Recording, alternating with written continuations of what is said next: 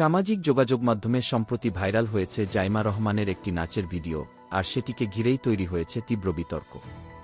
অল্প সময়ের মধ্যেই ভিডিওটি ছড়িয়ে পড়ে বিভিন্ন প্ল্যাটফর্মে, শুরু হয় আলোচনা, সমালোচনা আর পাল্টা সমালোচনার ঝড়।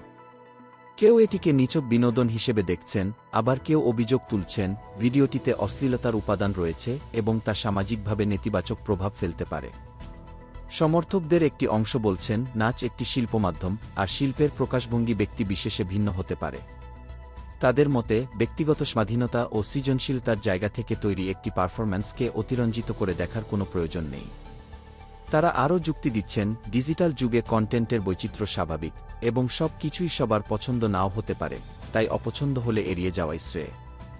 অন্যদিকে সমালোচকদের বক্তব্য ভিন্ন।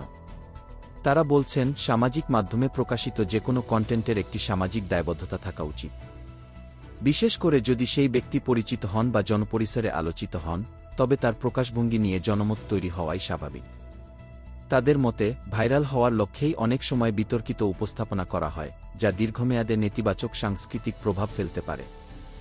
এ ঘটনার পর সামাজিক যোগাযোগ মাধ্যমে দুই পক্ষের তর্ক তুঙ্গে। বিভিন্ন পেজ, গ্রুপ ও মন্তব্যের ঘরে চলছে যুক্তি প্রতিযুক্তি।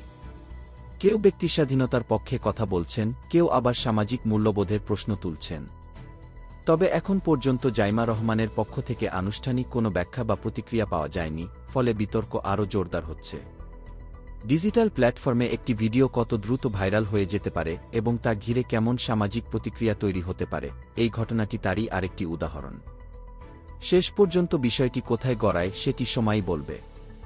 তবে এ নিয়ে যে আলোচনা তৈরি হয়েছে তা সামাজিক যোগাযোগ মাধ্যমের প্রভাব ও দায়বদ্ধতা নিয়ে নতুন করে ভাবনার সুযোগ তৈরি করেছে।